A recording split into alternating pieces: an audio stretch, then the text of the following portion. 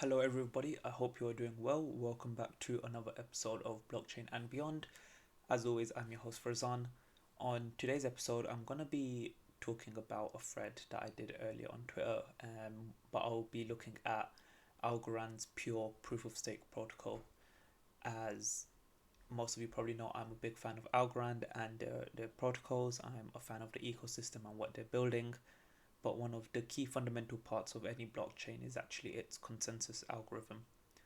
So Algorand takes proof of stake a step further by making it a lot easier to participate. There's no, minimum stake to actually participate in the consensus protocol. Anyone can set it up. The node requirements are quite low. So yeah, I want to take a look into it and hopefully clarify how it works for people who may not be too familiar with it. So all of the images in this video, if you're watching on YouTube, are taken from algorand.org and algorand.com pages. They've got great documentation on how all of their systems work, and they have a lot more detail than what I will cover. So definitely check that out if you want.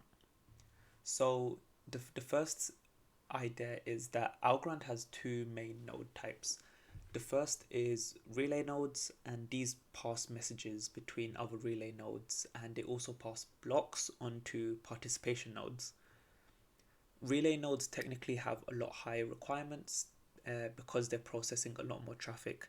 They need a lot more processing power, but they also need a lot more network capabilities, meaning they will need a higher bandwidth as a baseline, and relay nodes are actually quite important in the smooth running of the network, so are quite key that these are maintained to a high standard.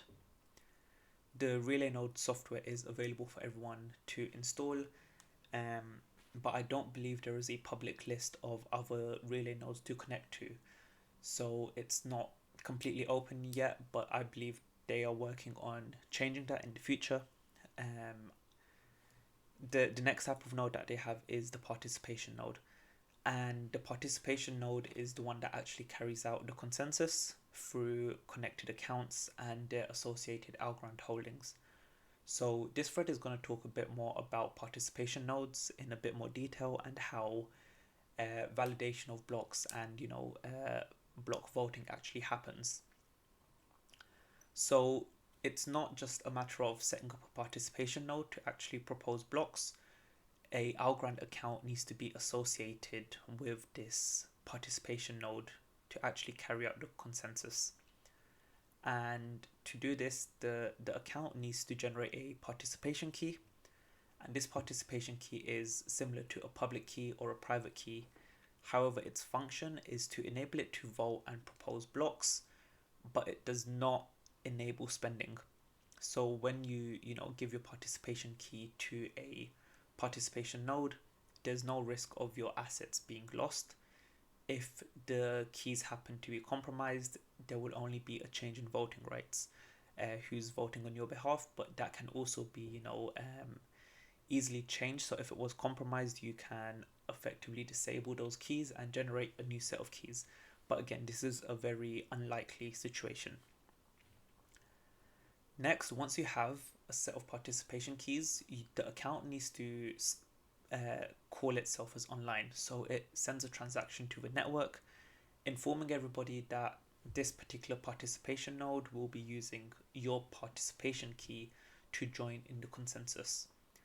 And this is quite an important part as well, because if the account is no longer participating, it should mark itself as online. Otherwise, the stake is considered like misbehaving, and it's a bad stake, which can cause problems for the network if enough people do it.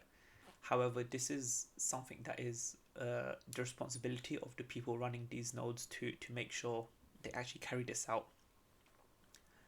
So up until this point, there has been a lot of background knowledge which we need to know when discussing Algorand's consensus. But the three main stages of the consensus is block proposal, soft voting, and a certify vote.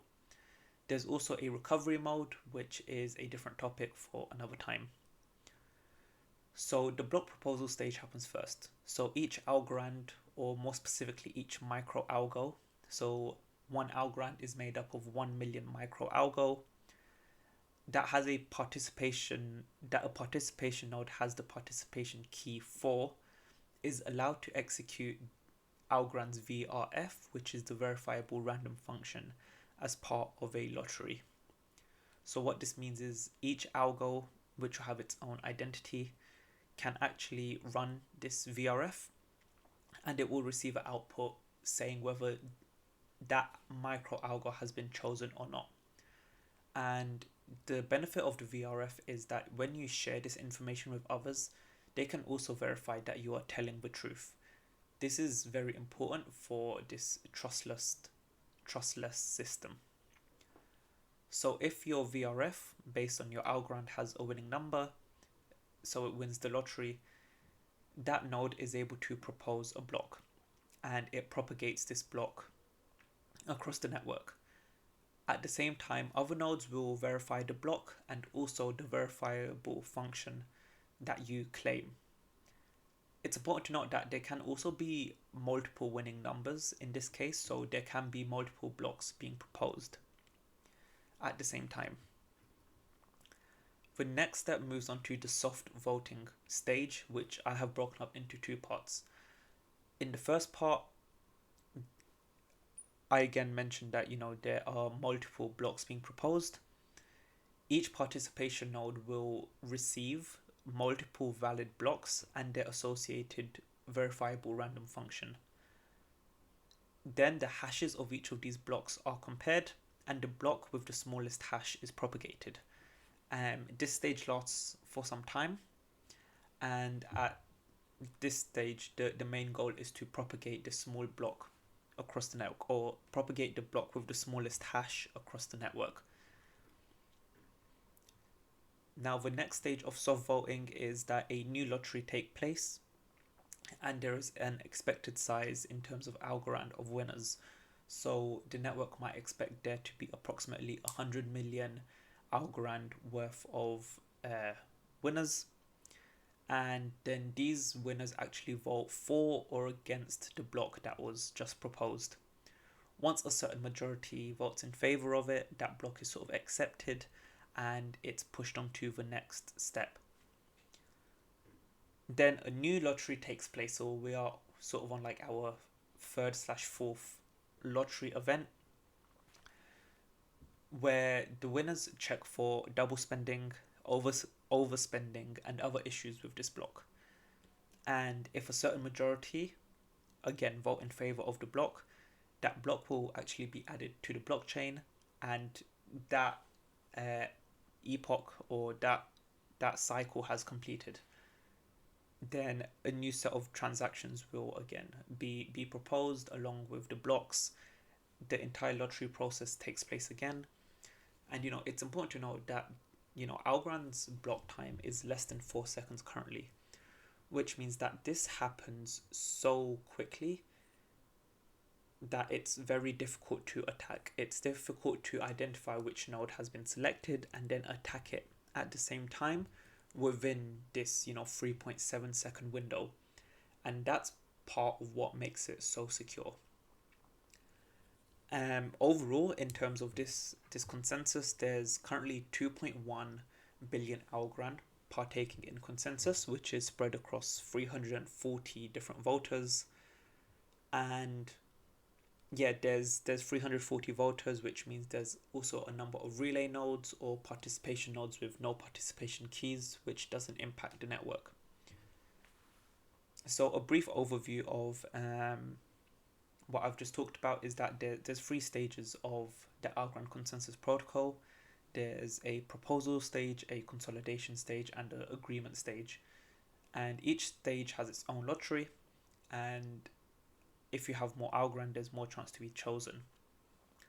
So how this really differs from pure proof of stake is that there is no minimum limit to the Algorand that you need to use to actually partake in this consensus. People with only 1 algo or 2 algo or 100 algo can actually partake in the consensus mechanism, and the technical requirements are not too difficult or too heavy. A lot of this can be run on a Raspberry Pi, I believe it's about you need 8 gigs of RAM, and at least 2 CPUs, which is a reasonable set of requirements. This may change in the future as the technology advances, but the idea being that this protocol is easy for everyone to take part in. One change that I would like to see, and this is a change which is confirmed to be coming, is that there to be a one-click installer for installing the Node software and getting the Node up to date. So currently, when you try to set up a node, you'll use usually a Linux version, or it can also be done on Windows.